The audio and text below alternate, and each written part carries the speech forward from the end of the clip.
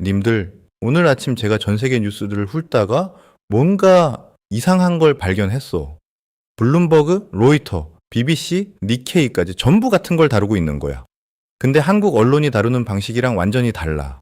해외 언론들은 한국 정부가 전쟁이라는 단어를 꺼냈다는 것 자체에 주목하고 있거든.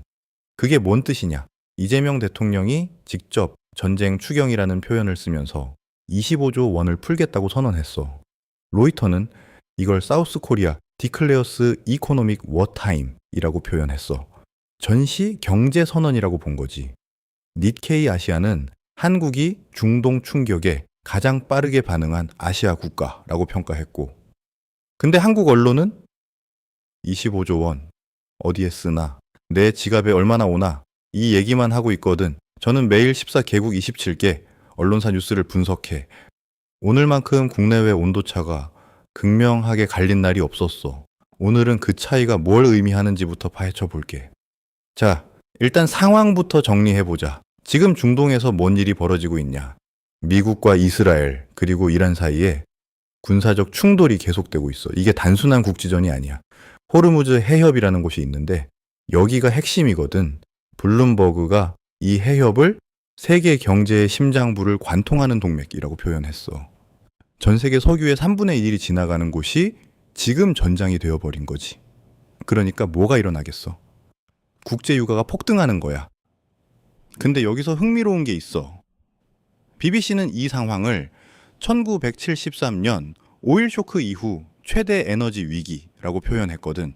근데 알자지라는 완전히 다른 시각이야.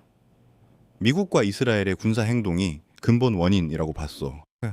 같은 사건을 두고 서방 언론이랑 중동 언론이 이렇게 다르게 보는 거야. 이게 바로 우리가 전 세계 뉴스를 동시에 봐야 하는 이유거든. 유가가 오르면 뭐가 문제냐? 기름값만 오르는 게 아니거든. 물건을 나르는데 기름이 들어가잖아. 공장 돌리는데도 기름이 들어가고. 그러니까 모든 물건 값이 다 오르는 거야. 이게 바로 인플레이션이지. 근데 니케이 아시아가 재밌는 분석을 했어. 한국, 일본, 대만 같은 아시아 제조업 국가들이 이번 유가 충격에 가장 취약하다고 했거든. 왜냐고? 중동 원유 의존도가 70% 이상이거든. 유럽이나 미국은 자체 에너지 생산이 있어서 그나마 버티는데 우리는 그게 없잖아. 여기다가 환율까지 급등하고 있어. 달러당 원화 가치가 떨어지면서 수입하는 모든 것들이 비싸지는 거지. 로이터가 원화가 아시아 통화 중 가장 큰 낙폭을 기록했다고 보도했어. 유가 오르는 것도 모자라서 환율까지 오르니까 이중 타격인 셈이야. 강훈식 대통령 비서실장이 뭐라고 했냐면 이재명 대통령이 이번 추경을 전쟁 추경으로 규정했다고 했거든. 근데 해외 언론들이 주목한 건 바로 이 전쟁이라는 단어야. 파이낸셜 타임스는 한국 정부가 전쟁이라는 표현을 공식 사용한 건 매우 이례적이라고 분석했어. 보통 정부가 이런 극단적 표현을 쓰면은 시장이 패닉에 빠질 수 있거든. 근데 한국 정부는 오히려 이 표현으로 국민들한테 위기의 심각성을 이제 각인시키려 한 거야. BBC는 이걸 정치적으로 대담한 선택이라고 봤어. 그럼 이 25조 원은 어떻게 마련하는 거냐? 초과세수로 충당한대. 세금이 예상보다 많이 거쳤다는 얘기야. 4월 10일에 처리한다고 하니까 속도전으로 가는 거지. 자, 그럼 이제 시장이 어떻게 반응하고 있는지 봐야 돼. 여기서 재밌는 현상이 나타나거든. 백화점이 무너지고 편의점이 뜬다는 거야. BGF 리테일, CU 편의점 운영하는 회사가 현대 백화점을 시가총액으로 제쳤어. 블룸버그가 이 현상을 한국판 다운트레이딩이라고 표현했거든. 다운트레이딩이 뭐냐면은 소비자들이 고가 브랜드에서 가성비 상품으로 이동하는 거야. 오히려 미국에서 2008년 금융위기 때도 똑같은 현상이 나타났거든. 월마트가 뜨고 백화점이 무너졌어. 지금 한국에서 그게 일어나고 있는 거야. 한 업계 관계자가 뭐라고 했냐면 환율 상승과 외국인 관광객 증가가 백화점 매출에 긍정적인 영향을 미칠 수 있다고 했어. 외국인들이 와서 면세점에서 쇼핑하니까 그건 좋을 수 있지. 근데 국내 소비자들은 지갑을 닫고 있는 거야. 자, 그럼 왜 이런 일이 벌어진 건지 좀 더 깊이 들어가 보자. 중동 전쟁이 왜 시작됐냐? 이 부분에서 서방 언론이랑 비서방 언론의 시각이 완전히 갈려. 로이터, BBC, 블룸버그 같은 서방 언론은 이란의 핵 프로그램과 지역 불안정이 근본 원인이라고 봐. 반면 알자지라는 미국과 이스라엘의 용납하기 어려운 침략과 전쟁 범죄가 원인이라고 해. 러시아 RT는 미국의 중동 패권 유지 전략의 부산물이라고 분석하고 이게 왜 중요하냐고 전쟁이 끝나는 시나리오가 각 나라마다 달라지거든. 서방 시각에서는 이란이 핵을 포기해야 끝난다고 보고 중동 시각에서는 미국이 빠져가야 끝난다고 봐. 둘 다 쉽지 않은 조건이야. 그래서 이 전쟁이 장기화될 가능성이 높다는 거지. 자, 그럼 이제 핵심을 짚어보자.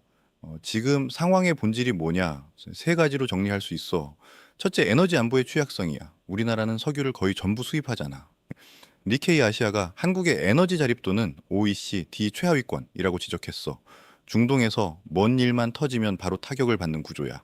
둘째, 글로벌 공급망의 연결성이야. 블룸버그가 호르무즈 하나가 막히면 글로벌 공급망 전체가 흔들린다고 분석했어. 평상시에는 효율적이지만 위기가 오면은 도미노처럼 무너지는 거야. 셋째, 소비 심리의 급격한 변화야. 파이낸셜 타임스는 한국 소비자들의 심리 지수가 코로나 이후 최저치라고 보도했어. 사람들이 불안해지면 소비를 줄이거든. 그래서 백화점은 힘들어지고 편의점은 선방하는 거야. 그럼 정부의 25조 전쟁 추경이 효과가 있을까? 해외 언론들의 반응이 흥미로워. 블룸버그는 단기 처방이지만 시장 신뢰 회복에는 효과적이라고 봤어. 로이터는 좀 더 냉정해. 근본 원인인 유가가 안정되지 않으면 추경 효과는 제한적이라고 했거든. 파이낸셜 타임스는 한국의 재정 여력이 아직 충분하다는 신호라고 긍정적으로 평가했어. 자, 그럼 앞으로 어떻게 될지 세 가지 시나리오를 봐보자. 낙관적 시나리오, 중동 전쟁이 빨리 끝나는 거야. JP 모건은 합의 즉시 20% 이상 유가 하락 가능이라고 봤거든. 이 경우 국내 휘발유 가격도 한 달 안에 리터당 1,800원대로 내려올 수 있어. 중립적 시나리오. 블룸버그 애널리스트들은 현재 양측 입장 차이가 너무 커서 단기 합의는 어렵다고 봐. 유가는 배럴당 100달러 근처에서 유지되고 경제는 저성장 상태로 가는 거야. 스태그플레이션 우려가 나오는 시나리오지. 비관적 시나리오. 전쟁이 확대되는 거야. 골드만삭스는 호르무즈 완전 봉쇄 시 유가 배럴당 150달러 돌파 가능이라고 경고했어. 2008년 금융위기 때가 147달러였는데 그걸 넘어설 수도 있다는 거지. 자, 정리해보자. 오늘 블룸버그, 로이터, BBC, 니케이, 알자지라까지 전 세계 언론이 주목한 건 단순히 유가가 올랐다는 게 아니야. 한국 정부가 전쟁이라는 단어를 쓰면서 25조를 풀었다는 거야. 이게 얼마나 이례적인 상황인지 해외 언론들이 더 잘 알고 있어. 에너지 안보 취약성, 글로벌 공급망 붕괴, 소비 심리 위축. 이 세 가지가 동시에 터진 거야. 25조 추경은 단기 처방이야. 근본 원인은 전쟁이 끝나야 해결돼. 개인적으로는 지출을 점검하고 에너지 관련주나 방어주에 관심 가져봐.